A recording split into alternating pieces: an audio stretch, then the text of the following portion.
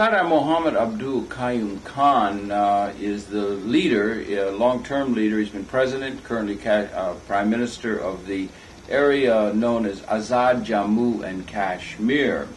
He recently paid a rather rare visit to North America. That was in September of 1993. He was here for some time visiting with members of the community, the Pakistani and Kashmiri community that is residing here in North America, as well as visiting with government leaders in Washington and in New York and Canada. And we were pleased to be able to accompany him on much of his journey as he went about meeting people and trying to spread the word, as it were, in terms of what some of the realities are in terms of that very, very crucial part of the world.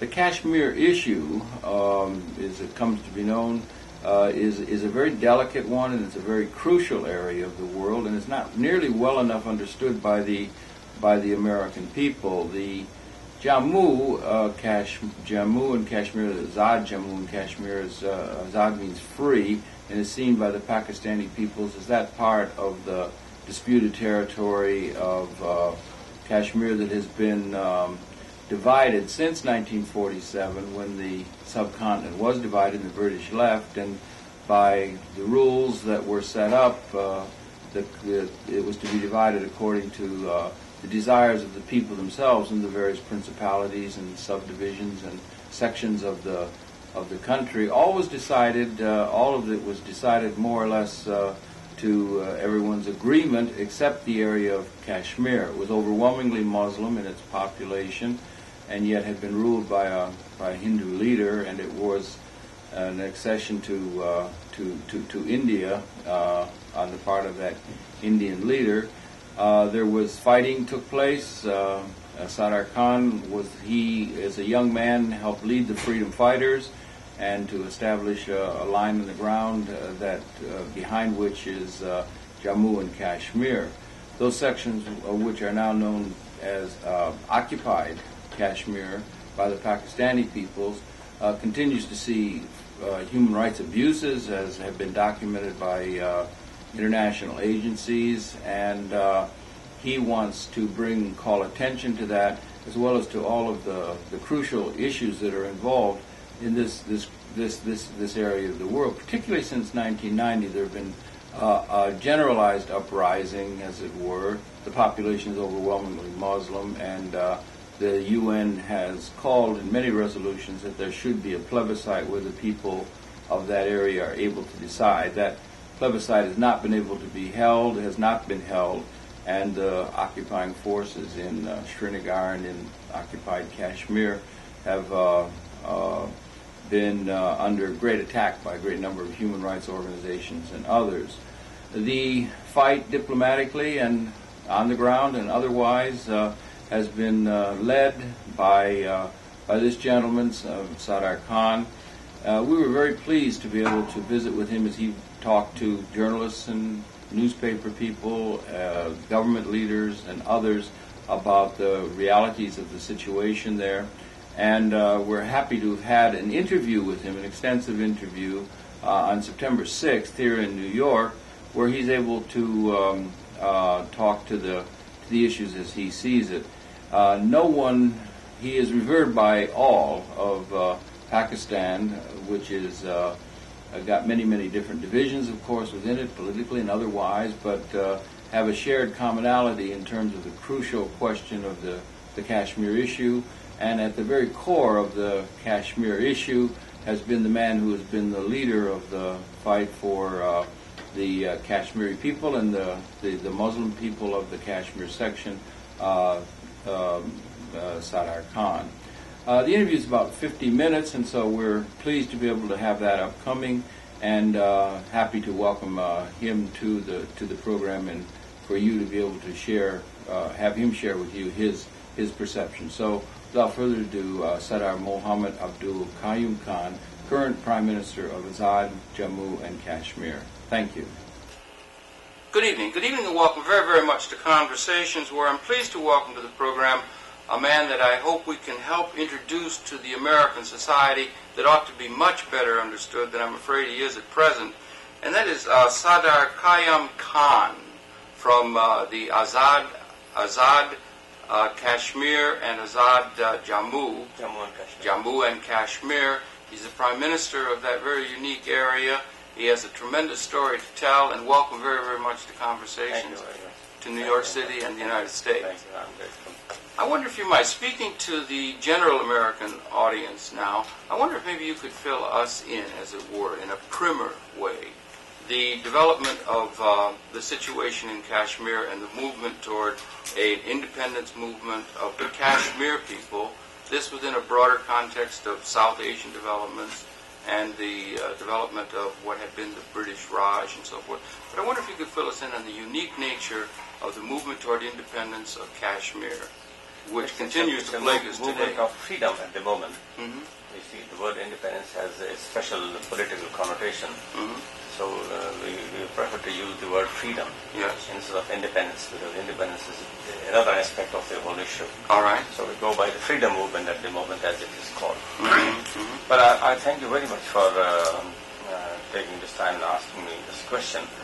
I know that perhaps there's not so much of knowledge about the Kashmir issue as such, and with the passage of time it has been reduced to a very low priority all over the world. It's only very recently, the last 2 years perhaps, that because of gross violations of human rights by Indian security forces and the sacrifices made by the people to resist the repression, that people have started learning somewhat about it. Yeah, and we have a great deal to understand. It has unique historical development. See, well. And that you've had a great hand in helping to develop. I have another great disadvantage in this. The whole Kashmir issue has that disadvantage. One is that the passage of time, as they say, is expected to heal the wound, and although it has not, but that is how the phrase goes. Some people thought the issue was petrified with the passage of time. And then, the world trend of maintaining status quo has been another disadvantage to the Kashmir issue. And in addition to that, it is the massive Indian propaganda and the Indian political clout and weight and size and influence that it has exercised all along, supported by Russia with vetoes of 100 times vetoes on Kashmir, and the United States expecting the issue to have been frozen and also trying to avoid any direct interaction with India because of the Cold War. So all these things put together have put us to a great disadvantage, and then new situation on that side, and our default also is also responsible to a great extent for that. We've not been able to project the Kashmir issue to the world around, expecting perhaps like innocent fools that the world will automatically learn the truth of the matter and they will come to our rescue and they will sort out problems for us, which the world has not done and will never do. In all due respect, I think the fault lies with the American people for keeping ignorant of this extremely important development. And we have an obligation to try and learn it. But it is a thing that it's the movement that has been going on, and it's now beginning to appear in the papers increasingly. These gross violations of human rights that we are definitely going to want to talk about. But this all has a historical development. Yes, that's right. Kashmir as an entity goes back hundreds of years. That's exactly what I was coming to. It brings it into the modern period, and you've had a hand in that. That's exactly what I was coming to. So the Kashmir issue is not like other issues of secession and intervention. Exactly. It's an issue internationally recognized as that of the right of self-determination. That is where the whole mistake lies. You see, the misconception starts taking place. People think that it is perhaps like somebody seceding, having decided to stay and then seceding and then being some intervention coming in. It's not like that. Millions of people on the subcontinent, they exercise the right of determination. It's only the Kashmiris who have yet not exercised that right.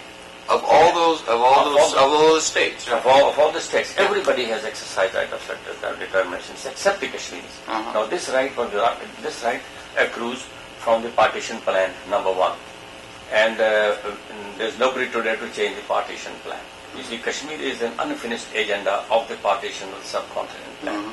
So that is one. And secondly, it has been recognized by the United Nations, but recognized by the United Nations not on its own, but on the explicit request of the Indian government at that time, led by no less a person than Jawaharlal Nehru himself. It was he who went to the Security Council of the United Nations seeking intervention and causing the ceasefire to happen. And then the Security Council is also on record in 1957 to have rejected finally the Indian plea of substituting plebiscite for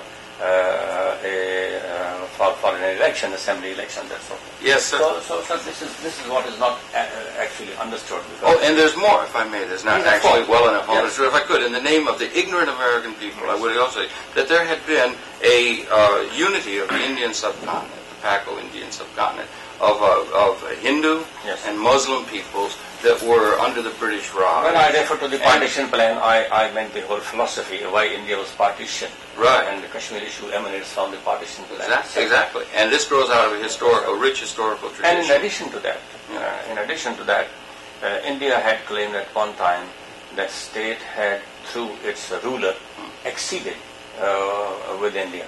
That had been one of the claims. Now, a book very recently written by an eminent scholar in England,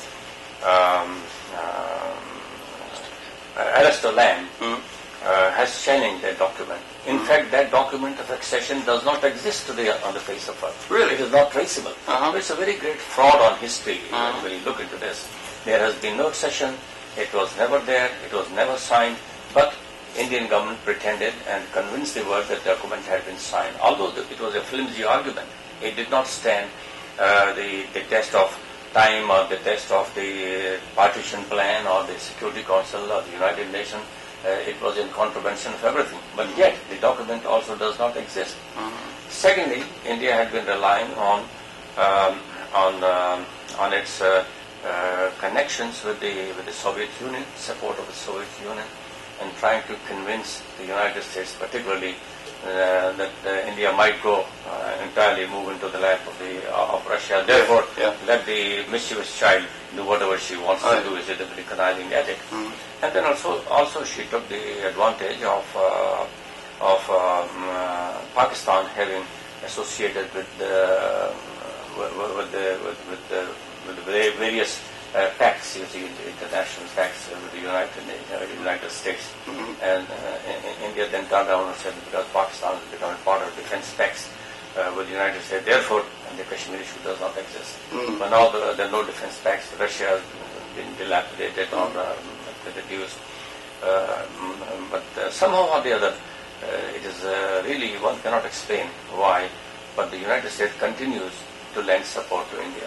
Now, despite all this background history, we feel that India is still taking advantage of a support or assistance or connivance or some complicity with India. Now, this is, in a nutshell, the brief background of the issue, which is internationally recognized. I am not telling you anything which is beyond this. Oh no, this is all in the UN resolutions. These are all there. But it is also true to say, in a certain sense, again, if we can trace it back, we're talking now about that section of the Indian subcontinent, Kashmir. There were people who were leading or thinking of an independence movement or a rebellion against British Raj and other rule as early as 1931. That was a very, very early development there in terms of beginning to change the political context that emerged out of Kashmir itself as an independent entity. That's right. And this is something that should be understood. We had these largely Hindu people. We had the Muslim peoples of the subcontinent. And when it came up to the time for the British to be forced to leave the subcontinent, it was necessary to establish two countries to separate the two people. You see, the other disadvantage that we have is a colossal disadvantage, and that is subtle Indian propaganda playing on the sensitivities of the United States people and the West. Now they turn around and say that it is a territorial dispute. When you talk of a territorial dispute, people become unconcerned. And because it's like between two countries. Exactly. But territorial this dispute, is coming indigenous to the Kashmiri people exactly, themselves. This territorial dispute, it has never been. Yeah. Kashmir had never been part of India, and it would never be part of India. All right, and that's interesting. India had no legal claim to it whatsoever. There's no legal, political, moral claim.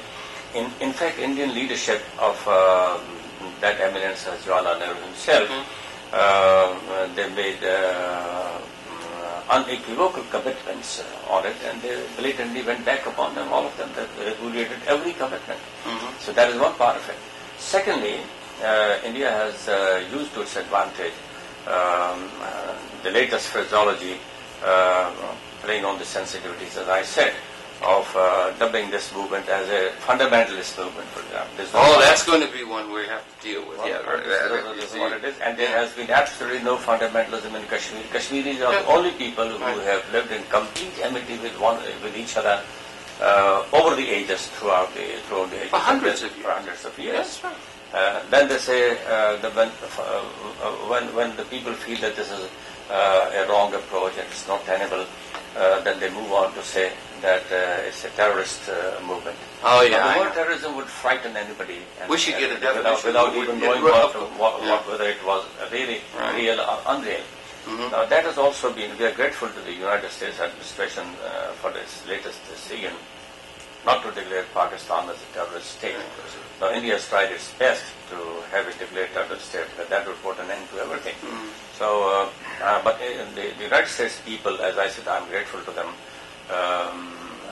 Leaders of almost all walks of life and with responsibility, from the defense and Pentagon and diplomatic corps and others have been coming to Azad Kashmir, and the media men, and they have scrutinized the whole thing from top to bottom. Some stray incidents of terrorism in retaliation to suppression. You see, there have been repression, they have been there, but they were not an organized thing to be called a terrorist movement. And so that is India tried to play on that sensitivity also. Moving from there, they go to say that it is an intervention by Pakistan. Now, intervention is another thing which nobody would like to hear. See, any country interfering or intervening in matters meddling with others' affairs. Now, that has also been proved beyond doubt that Pakistan, being a party to the dispute, was not doing even sufficient. What it should have done as a party, it is an equal party in the dispute, and the other party has been unilaterally exercising repression of all kinds, whereas Pakistan government has not been able to do much about it.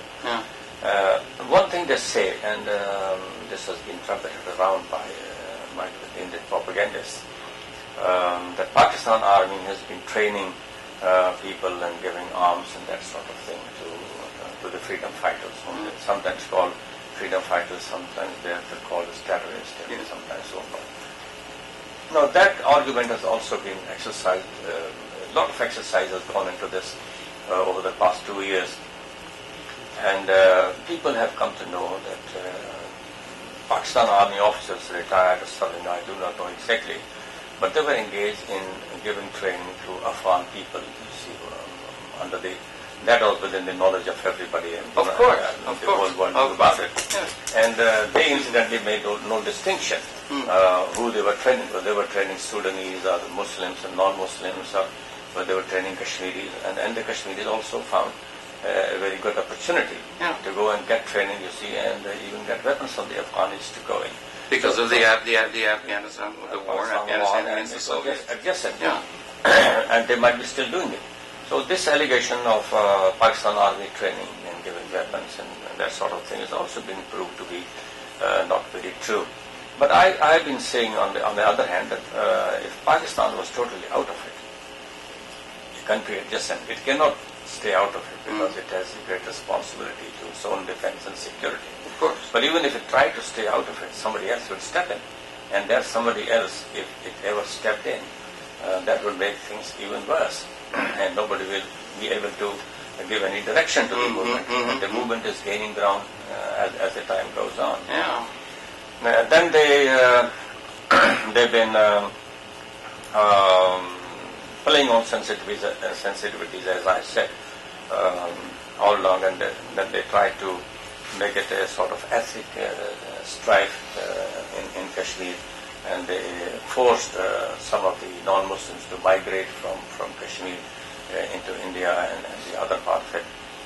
That also was later on proved to be a planned, designed thing. You see, it was not spontaneous. Other people were not really scared of their lives to escape or to flee that area. So all this has been disproved completely so far. But incidentally, because people here they don't have so much access and they don't have so much time, and the interest is not so much. Kashmir doesn't have any oil resources. Therefore, it figures very low in priority, nor it is located in the West. Europe, as is Bosnia. As Bosnia, exactly, that's what I was saying. So it has not merited that high attention or high priority attention. But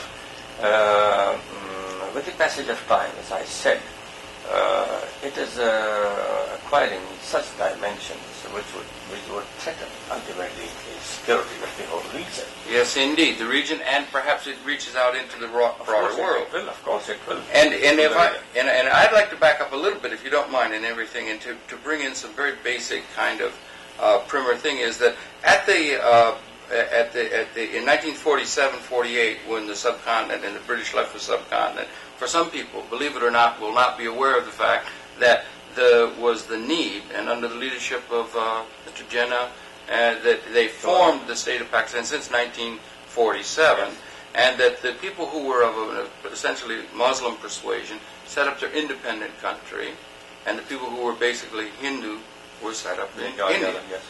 There were some questions of where the majority of people were Hindu or Muslim, and whether they should accede to one country or the other. There was some dispute over that. By and large, Pakistan was established on the west along the Indus River Valley, Punjab, Sindh, and so forth, and of course in what is now Bangladesh. Yes. And there were some conflict over some of the provinces, Hyderabad, I think, or Junagadh. All of this was settled as far as the lines on the ground, as far as the boundaries between these two people and these two countries. All of this was settled except Kashmir. That's right. That's the only one. That's the only one. There was conflict over Kashmir. That's right. And that was where, in Kashmir, there were 75 to 80% of the population was Muslim. More than 80%, yes. More than 80%. Yes. But... And it should have, according to the terms of agreement. Plan, terms of agreement, it should have acceded with Pakistan if it wanted to accede. Absolutely. With Pakistan. Right. That would seem to make sense. Yes. But it had, if I may, and this is for the American people and for myself, it had a ruler who was Hindu. Yes, non-Muslim ruler. A Muslim ruler who had bought, or his people had bought, supposedly Kashmir, and the Kashmiri people for $36,000 from the British, or from some back in the 19th century, or something of that sort. 86, I think. 86, something like that. Yeah, well, whatever it was absurd. But he... 1846, right. This is the background of the history that was there, which is absurd in the face of it, so you can tell the people. And that when the time came for the accession, that the question is that should, by rights and by the terms of the agreement by which these two countries are going to be formed, that large area that is so strategically located at the top of the Indian subcontinent, cheek by jowl with China, Soviet Union, Afghanistan, Iran, is extremely important location, should have gone by all that's right and proper and by the agreements by which this is worked out to Pakistan, but there was difficulty in that. And you had a hand in that early phase back in the 1940s. And I wonder if you could talk a little bit about that, if you could, your role in that. That would bring us to this what we call Azad Kashmir, or we should say for the American audience, that means free Kashmir, or the Kashmir that is Muslim oriented. Right? You see, at the time of partition, we people in this state, Jammu and Kashmir state, we felt, and we could see from the happenings around that there was some collision between the Indian leadership at that time and outgoing British rulers, Lord Mountbatten perhaps Yeah. at the top of everything, to stop Kashmiris exercising the right of self-determination. So Yeah. when we sensed that, we started agitating that point right at the time of partition itself. Because we should keep in mind that the rulers, Yes. or the leaders of Kashmir, were Hindu. Yes, the ruler But was the in- people the of Ireland people were Muslim, and they had been largely oppressed by No, by these people. the same standard, you see, Kashmiris should have exercised the right of self-determination in favor of Pakistan. Absolutely. So that when we saw that that was not happening, then I had the opportunity to rise up against the state government and then state government, and we managed to enlist a lot of ex-army men Yes, right, to join right. that movement, Right, which right. resulted in a proper revolt, armed revolt against the state government, further resulting in a 15 months fight on the soil itself, liberating about 32,000 square miles of area, and the remaining 54 still remain under the joint occupation of the then state army and the Indian army. Both they joined in at a later stage. And this was through a within- fraudulent instrument known as instrument of accession. All right. They joined in. And you did this because you could see clearly that Yes. the terms by which Kashmir They're being could violated. pass to Pakistan Yeah, that's right. were going to be violated. They were being violated. They were being already. violated. They were being violated. And you were already. you as a young man then, As of a course. young man, of You were course. a young We had man, a lot you're of 20 odd years old or something. Yeah, that's you were leading right. this fight against this thing that was creating an unjust situation on the ground. When the Indian government felt that perhaps they will not be able to stop the local uprising and they may capture the whole of Jammu and Kashmir state, they went rushing to the United Nations and sought their assistance, called for a ceasefire. And that agreement has also not been respected so far. Well, yeah, that's another thing. Yes. But yeah, there was this confrontation going on between your fighting people. Yes, that's right. And there was a good opportunity, Yes. could be seen, that by the We would have Maharaja, overrun- by the leader, by Yes, the we Hindu would have leader, overrun the that it whole would be thing. you'd be able to establish Jammu and Kashmir as able to accede to Pakistan as it by right ought to, given 80% of the population. And he then acceded That's right. Kashmir in Yes. his name as the leader Yes. to India, That's right. Maharaja. called in the Indian Yeah, forces. That's right. That's right. And this is But what- that accession instrument is reported not to have been signed. I know you just said this. That's right. Earlier. Yeah, right. It's another fraud on history. Yeah. It's a very great fraud on history. But this is what created the Yes. conflict. This is in- what created the conflict. And this is the major bone of contention. This is the major bone of contention between Pakistan That's and right. India remains That's right. Kashmir, the That's one right. place that has not That's been right. solved. And it is a bone of contention that all the world should focus on. That's right. Because it is a place of tremendous conflict and it's a place of potential danger on a world to the scale. security of the region. But we Now, should- the danger. Let me just point out what exactly the danger is. The magnitude of the danger. So the two countries poised against each other all the time, leaning against each other all the time, Yeah. making all the possible defense preparations, including the nuclear preparation.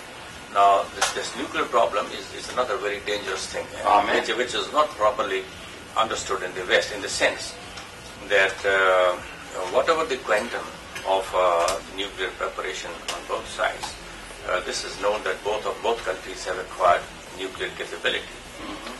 Whatever the quantum, that's besides the point. It's less or more. That is not the point.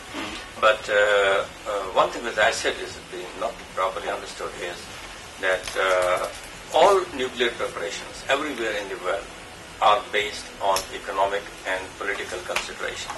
But here is the only spot where they are based on absolute naked religious hatred for each other.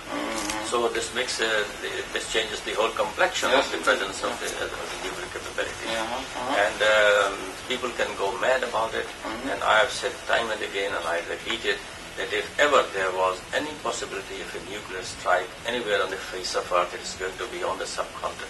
And if it is not averted in time, and to avert it, they have to resolve the Kashmir issue. As long as the Kashmir issue remains a bone of contention, the possibility of a nuclear strike or use of defense forces on both sides will continue to be there. And even though this has been the major bone of contention, wars have been fought between India and Pakistan, and three major wars have been fought on this. Even though it's the major bone of contention between the two countries, it is failing to be addressed in the fundamental way that it deserves to be and needs to be addressed increasing day by day by the parties directly involved and by the world community at large. Quantum of forces, defense forces, which have been concentrated in Kashmir in a small territory like that, small people, and the more than 500,000 army which is concentrated, plus half a million army, plus it's not 500,000, but it is plus the paramilitaries also, which are of equal or less than equal number. So there's a huge concentration. How long can they afford to have it there all the time? Yeah, and so we've ended up with this section of Azad Kashmir, which we see on the map, is the section that has been, in a certain sense, how many square miles is that? About 32,000 square. 32,000 square miles, and that's about what percentage of that is of the whole of the Jammu and Kashmir? 1/3.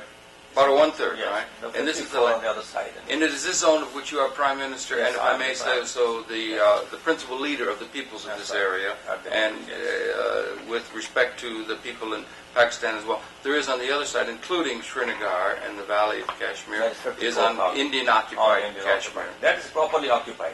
Azad Kashmir has its own constitution. Yes. It is linked up with Pakistan as far as defense and security is concerned. But for all of the purposes, it's an autonomous unit, like it existed at the time of partition under the overall suzerainty of the British government. I see. We enjoy the same status, almost the same status. So that is where we are with the present situation, fast escalating, and every other day we come close to a military confrontation, and then it is called off by some mechanism. But one day somebody might find it that it is not being called off at all. But in the meantime, the people in Indian-occupied Kashmir, again, it's overwhelmingly Muslim, right? Yeah, and there has been a general sense of there's general recognition by all the peoples there that they would, if they could, if they were able to have a plebiscite whereby, which was the agreement that was made, that the people would be able to have a vote whether what they wanted to do, who they wanted to go with, as it were. They would all vote in favor of. You see, this question of plebiscite also needs to be understood. All right. When we talk of plebiscite or right of self-determination, we forget one thing, that it is the right of self-determination which has been qualified by the United Nations. It is not an unqualified right of self-determination. It is qualified in the sense and agreed upon by both India, Pakistan, and the Kashmiri leadership at that time. In UN resolutions that have been firmly established and have been ignored over the years. They can exercise their right in favor of either two countries, either India or Pakistan. So, but then there is a section for people who, even at the international level, who talk of a third option of an independent state. That's why I, in the beginning, said that the word independence has a special political connotation. I see. Of independent Kashmir. And, well, the independent Kashmir idea does not fit in with the partition plan. It doesn't so far fit in with the UN resolutions and the Security Council.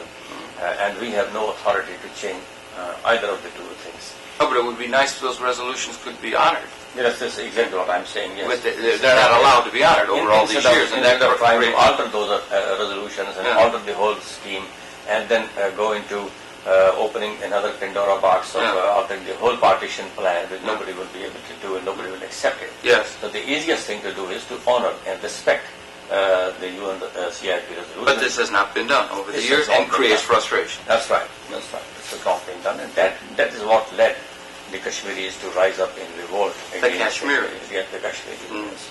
How long can they wait? How long can they really lie waiting for the United Nations or somebody else to come to their rescue? And in the meantime, they were not being treated as citizens of India as the Indian government claims. You know, if you look into the history of past 50 years, you will see that they have constantly been under pressure of a demographic change and dilution of their culture, dilution of their identity as Muslims. They were constantly under that pressure all these 50 years. And ultimately they came to a breaking point with their economy going down and with their identity being diluted and their culture being destroyed. the demographic complexion being changed, and all those things put together made them finally rise up in resistance, which they are continuing at the moment unabated, and without any assistance. It's not like Afghanistan, where the whole world had come to their rescue and support. It is. That's right. Nobody is supporting Kashmiris from anywhere. There's 500,000. It's growing out of the frustration and the suffering of those people themselves that it was doing. And then the amount of suffering, when we say suffering, the word really does not explain what is happening in Kashmir. We must make this known. There is no word really which can explain the exact position in Kashmir about what is happening to them. You see, it's not a fight between the militants and the army or the security forces. Well, if that happens, that is understandable. You kill the militants, you butcher them, you do slaughter them, whatever you do. But it's a fight against the whole population. Exactly, that's what I was trying to say. Men, women, children, young, small and young girls, teenagers being gang raped by the security forces. How does this really happen? One cannot talk about it. It is such a harrowing situation. And it is virtually the entire population of that occupied Kashmir against which these security forces are directing their It's the entire population. Attack. It's not really like what the Indian propaganda says. It's the militants. The militants are a handful of militants. It's not a handful of terrorists, bandits, or something of that sort. It's the whole of the people. It's the whole of the people. It's the whole support in their support. And then I think the Indian army should also be ashamed of themselves. More than 500,000 people fighting against a handful of militants. This is unintelligible, really. One doesn't understand how does this happen at all. But this would be another charge, whether or not there is some militants that are there that are taking up arms. But we have to spell out the dimensions of this, because the degree of human suffering that is going on. It is a scorched earth policy. Oh, yes. And the numbers, I wonder if we could, maybe numbers could talk in a certain sense. Yes, the numbers of people within occupied Kashmir who, during this more recent phase, since 1989-90, something as we talk now, 93, the numbers have reached up in the tens of thousands. Yeah, that's right. Who have been killed. That is reported by international agencies. Amnesty International, Asia Watch, human rights organizations, based in India itself, not by Muslims. Yes, I understand. These aren't exaggerated figures at all. These are figures that are understood and reflect the reality. Certainly be more than that, but about 100,000 people have been affected in all, out of which 30 to 35,000 people are reported to have been killed mercilessly, slaughtered, butchered, shot down, burnt alive, and there is the systematic raping, systematic and ethnic organized cleansing, gang raping of women. You see, and women, innocent women, not they were carrying any arms with them. Yes, right. And they were taken on. You see, but the innocent houses, they pulled out from the houses, taken to the military bunkers. You see, and molested. And as a matter of, say, policy, in order to try and humiliate humiliate the people. That's right. It is similar to, in that sense, with gang rape. And with such, it is similar to the kind of what we've come to call ethnic cleansing and the kind of thing that's been going on among another Muslim group of people in Bosnia. Yes. Yeah, in many ways. We here in the West are very aware of what has been going on in terms of Bosnia. We're not nearly aware enough of what's been going on for longer and in equal dimension in terms of population, the suffering, and the moral outrage that ought to be felt by the world population has not directed itself at these events that are going on in Kashmir the way they have in other parts of the world. The amount of people who are languishing in prisons, on torture cells, an equal number like the ones killed and missing, and denied medical aid. The life-saving drugs are not available to them. Yes, right. And then, of course, people without trial in prisons. Now, every kind of torture that human devilish mind could have conceived, you see, is being perpetrated on them, on the Kashmiris, all these more than 2.5 years. These more 2.5 years? More than 2.5 years, and it continues unabated. And Indians, against their own constitution, have extended the military rule, you see, by another 6 months. This big democracy, lofty claim to democracy and secularism and civic rights and all that. This is what is happening. And if we were to go into probing the claim to democracy and secularism, well, that would be another story to tell. Yeah.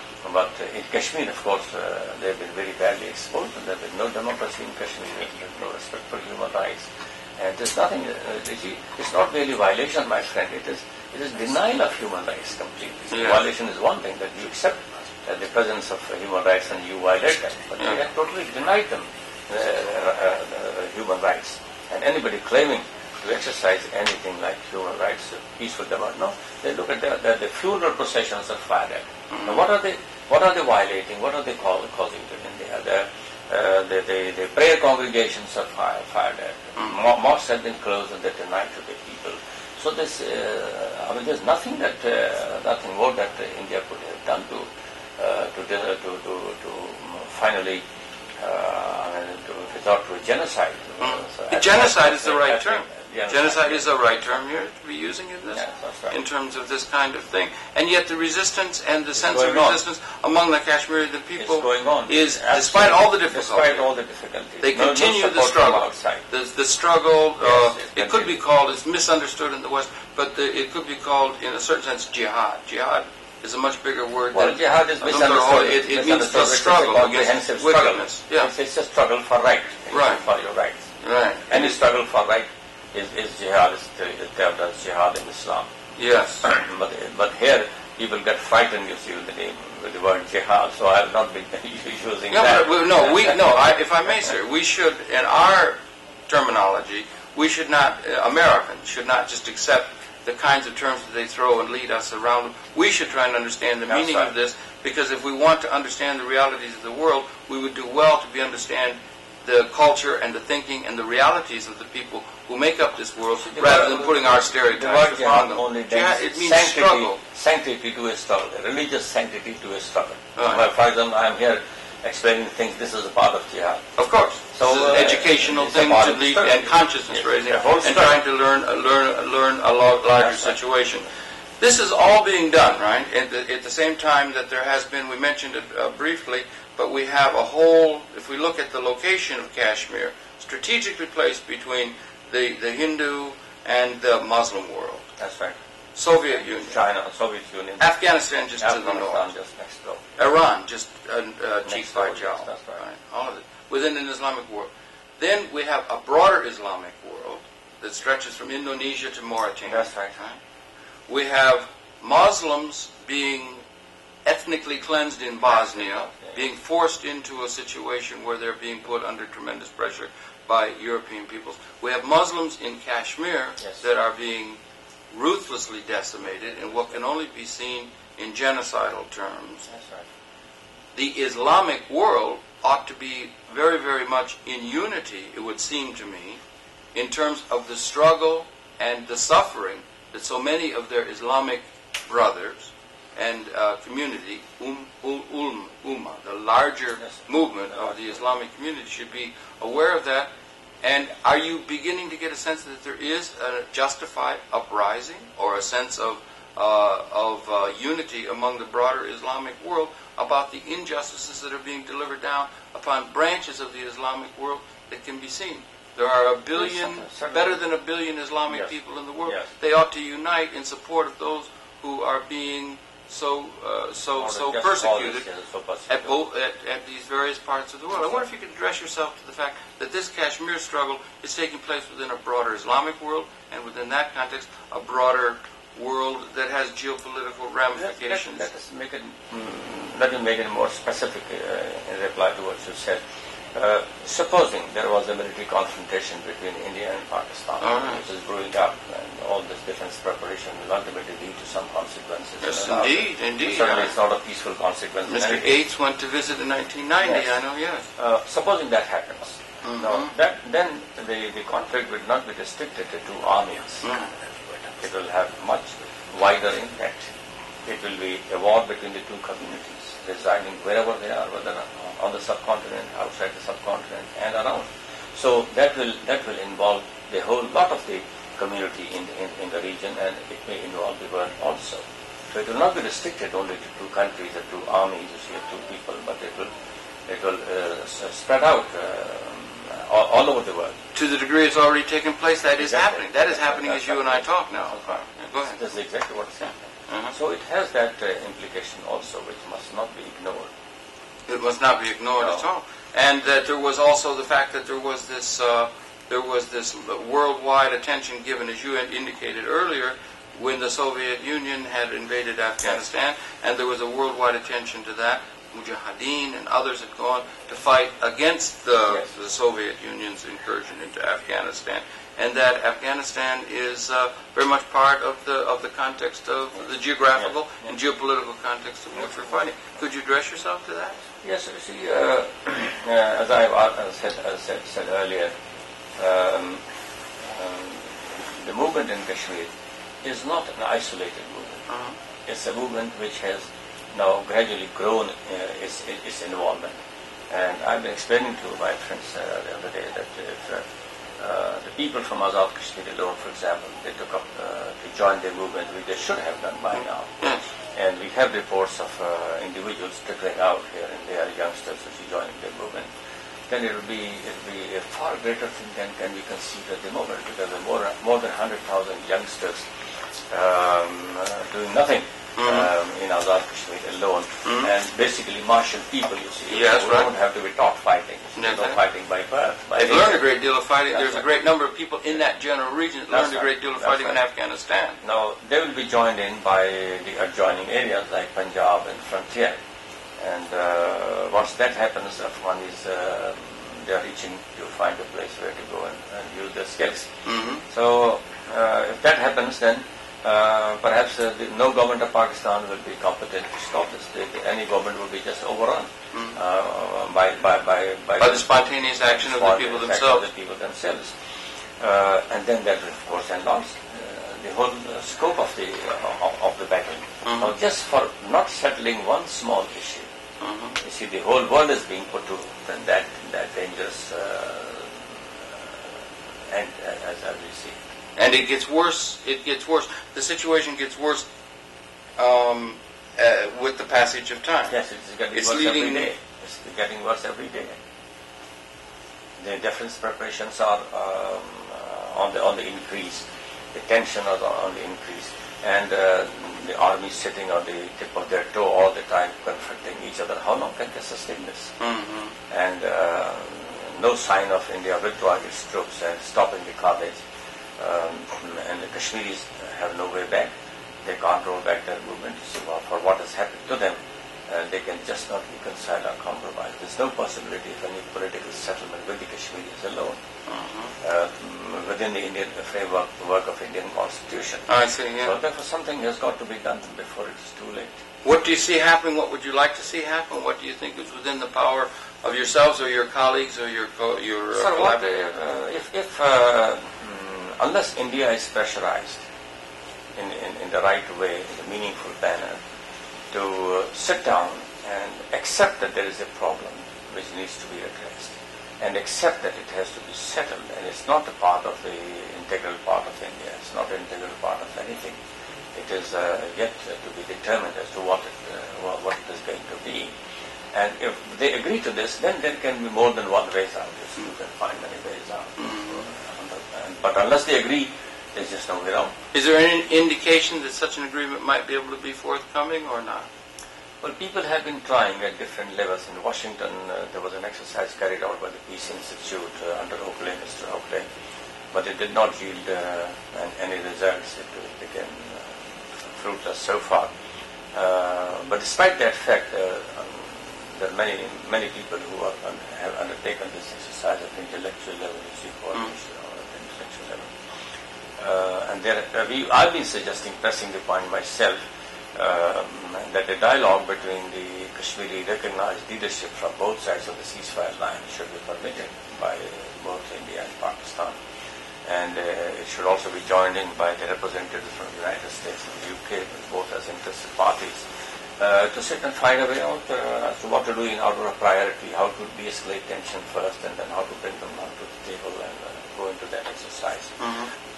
But so far there has been no specific response, unless the United States puts in its pressure But I may also tell you, sir. So it becomes very important, the United States and the position of the United States in this unipolar world that we something speak more of. important than that. Yes, sir.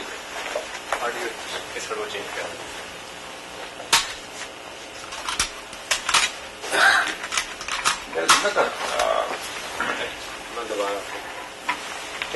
there's another important development which is taking place. Today, the United States is in a position to exert or exercise influence over India by various means. But as the things are moving ahead, as I see, maybe the United States is also not left with that option for one reason, that India, you must have read in the papers, is trying to sort of improve or establish new relationship with Iran. Now, this is a matter of very serious concern, and it may escape the attention of the concerned people simply because of the Indian propaganda around. Now, why is India interested in improving its relations with Iran? What has gone wrong? Now, the very simple reason is that Iranians have been supporting the Kashmir cause, at least to the extent of lip service, political and moral support they've been lending.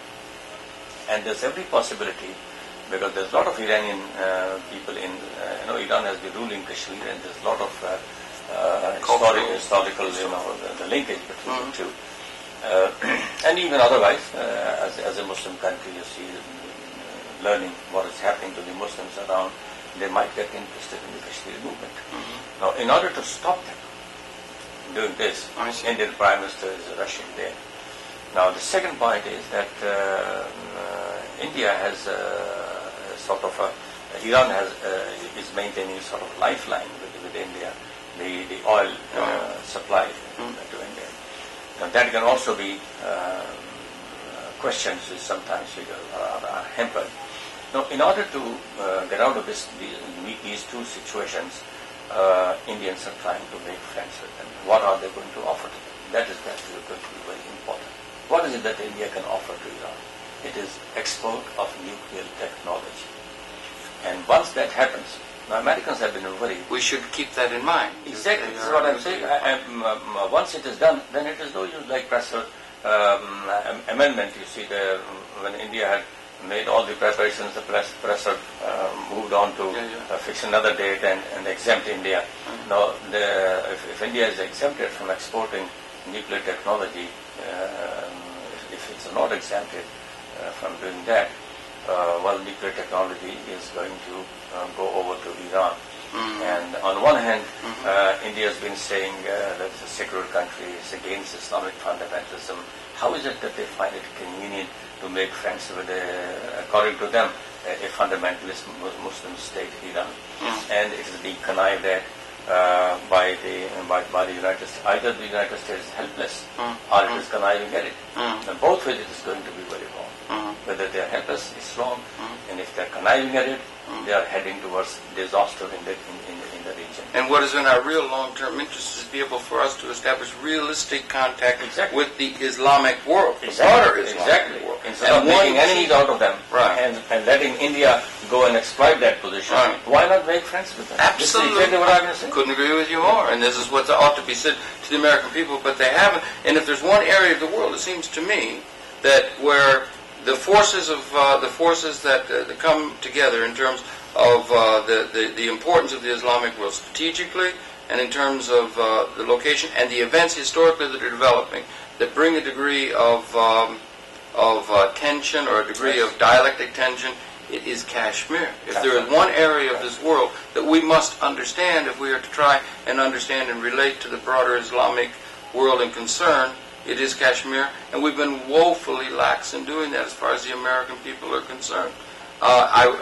We need to understand this much better, and you're here in the United States, you're here now helping to, as you say, educate the people. That's right. We're hoping here we can help to educate people the basic principles and the basic realities of what are going on in that particular... Not be led or misled by propaganda, right, but address the ground realities of the situation. So you don't be oblivious of that fact. Yeah, there's been so much of that propaganda that's been directed. And again, it's directed the way might be found, it would seem to me, there's been a great deal of animosity between those. It's not necessarily either the Indian people that we necessarily talk about. There is there has been conflict within India itself between Muslims. You've got over 100 million people, Muslims within India. 130 million. 130 people within India itself. There's been conflict there between that, so that there's that kind of a conflict that is there in that region of the world, and it's centered in this. It's really important for the world that there be a solution found to this long-term problem. The solution could be found within the context of United Nations resolutions that have been passed. It could be addressed too. If you violate that basis, and you, as a leader of the Azad Kashmir, if I may, and the broader people, is one who speaks to this particular issue, to whom people of great importance and understanding of the need to find a way in this world for the people to get along should be addressing themselves, if I may say so. They should be addressing themselves to you as one of the most important leaders here. The basic contribution that I can make, I would love to do it, and I'm sure the kind of influence that some of us, the old guards from politics who we still alive, yes, sir, they perhaps can play a more sobering role, you see, in this than the youngsters compared to the youngsters, you see, who would understand only the other language, you see. They'd be a little bit more hot-blooded sometimes to do that sort of thing. And in the youth, but you've been involved right at the very heart of that. You continue to have the tremendous loyalty of the people around you in Azad Kashmir and in broader Pakistan. The Kashmir issue is one that unites the Pakistani peoples in common cause. In terms of that, this, in terms, ought to, in a certain sense, unite the broader Islamic community, and in a certain sense it ought to unite, if I may say so, the broader world community of concerned citizens who are truly concerned about our finding our way on this earth in terms of the way toward peace, the way from... together for peace, you see. Yes, indeed. Instead of fighting against each other for nothing. And in fact, work together for peace. Working together for peace, and we should understand also in the West that working together for peace in this pattern is in the best keeping of the Islamic tradition, and that the Islamic tradition is a system that is working towards peace. We would do well to understand these things here in the West, where we do not understand them well enough and have set up bogey men that we have fought. Right?